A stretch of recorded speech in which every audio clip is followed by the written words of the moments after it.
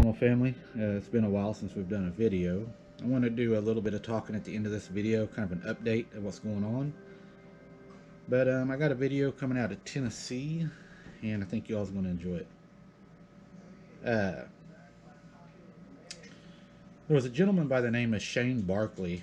He ran up a watchtower to get away from a creature that he heard chirping like a bird while he was sitting in his hunting stand while he was hunting in Tennessee forest. He wouldn't release the name of the forest, but it brought back a memory of my childhood I'm going to share after this video. Uh,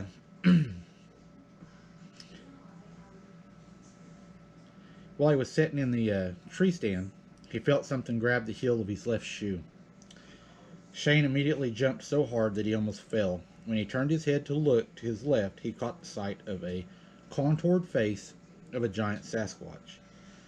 This creature probably snuck up behind Shane, then reached out and grabbed his shoe. Despite the shock of being confronted with this mythical creature, Bill assumed that the monster had no intention of harming him. He continued the moment Shane jumped. The monster let go of his hand and just stood up there, swaying and watching as if it wanted to know it could do anything. In addition, Shane claims the creature's size is unbelievable, saying Bigfoot grabbed my heel with one hand. It must have been about 5 meters tall. It has long gray and white hair with dark gray skin visible on its face and hands as well as on its chest. According to Bill, the monster eventually climbed down and disappeared into the woods. Though uninjured, however, Shane confessed that he was still terrified after the incident. He even had to take a week off of work and was shooken up even after that. Besides, Shane still wondered one thing. It can easily tear me apart. Why didn't it? Why didn't it hurt me? It left me confused. You know, him talking about the creature and the color of it, it brought back a childhood memory of mine. I was out with my dad, and while I was out with him, we were headed fishing, and my dad was driving, and my mom was up front. I'm in the back of the truck, and while we're driving, we go across the bridge, and I look over, and I see this kind of like a large canine creature looking thing. It was running beside us into the woods, and I could see it kind of running alongside us but kind of away from us. And the color of it, I described it to my dad. My dad was a smoker, and I described it as being the color of the cigarette ashes, having the white with the black dots in it. It just reminded me of that. And we continued on down to fish, and after we got down there fishing, we had started fishing. And what was weird is I had threw my fishing pole out, and my mom and everybody was fishing, and my pole had moved. I got a bite. So I pulled my pole and I reeled it in. But when I reeled it in, it was a fish, a big catfish. But the catfish had been stripped of all the meat. Something that stripped it, which wasn't uncommon. It could have been a beaver or anything. But as this had happened, something large down the creek dove into the creek where I had seen the monster running toward that area, adjacent from the road to where we was at. There was a large splash, and you could hear the slapping of the hands like a human was swimming, but way larger. My dad was a big man. He was 6'6", almost 300 pounds. And he was like, yeah, we need to go. So we ended up leaving. I think it may have been possible that this creature might have been hunting the water down there on this creek, because the water is not real deep. And, Troll Bridge is it's an important bridge to me, and I'll share some of the meaning of that here in a minute. But what we saw that day was really strange. But even further, what we saw, my mom, which has been followed by these creatures from my granny since she was a child, she would go fishing later in the same area, and it would come up and start grunting at her out of the grass. But the weird thing is with the kids and anybody else, it would throw rocks, pebbles, sticks, anything like that it could to try to get their attention. But with my mom, it would never throw anything at her. It would always try to get her attention, which made me kind of wonder sometimes, was it maybe throwing rocks and sticks at us to get us away because it wanted my mom? A lot of people thought that it did want my mom. Even law enforcement officers that were called to my grannies that researched down there and did see things that they could not, explain. One of the officers, the deputy that came down to my grannies, actually wrote in the report that it was an unknown creature, and he had no idea what he had seen running from the pigs. And they had a large pig lot. And the thing is,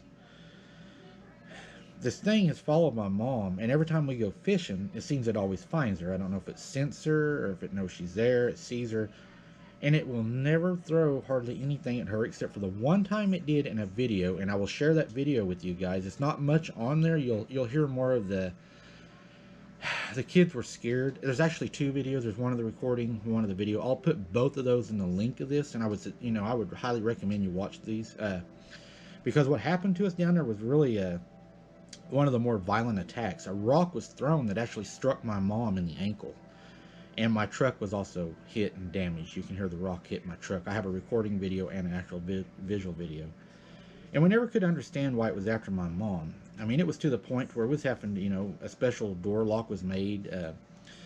My mom would have to be there before dark, because if she tried to show up before dark, the people that were staying at my granny's would look out the windows and they would see this thing out there just waiting on my mom or whoever to show up. And it got really bad. The law was called there numerous times, and every time they were there, it was an unexplained animal, unexplained creature. But whenever you talk to the deputies, out just in the yard, they would tell you, we've had a call down the road, guy seen a Bigfoot, or we've had some cattle around here that got mutilated. We had some goats killed. We had some goats that had their heads cut off, and one goat had its head cut off, and it was stuck on a T-post and stuck in the yard, out just in the middle of their yard. So, I mean, there's a lot of things that go on that never make the report. And I don't know, I've just been doing a lot of thinking about it, and I was like, if it's throwing sticks at us, throwing rocks at us, it's trying to scare us away, but it's not doing that to my mom. So is it trying to move us away from her to get to her?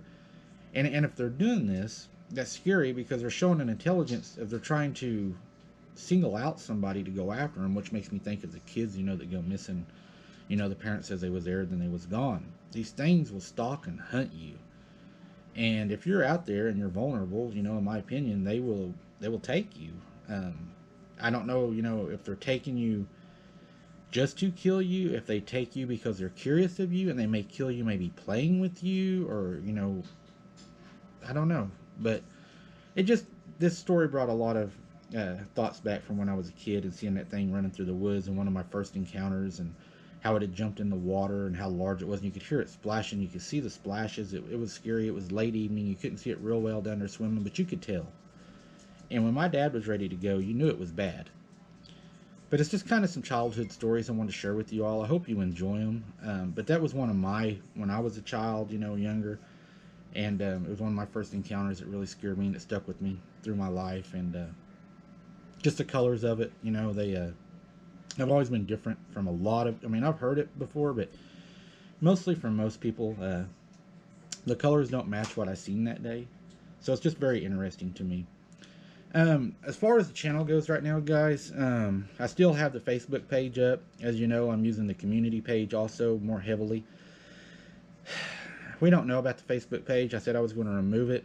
I don't know. I may do a poll on that to see what y'all think. It seems if I don't keep the Facebook page that you all are not getting notified by YouTube. So I'm not getting the views that we normally get, because I noticed the other day I didn't post to Facebook and we got way less views. And when I posted to Facebook, we shot way up.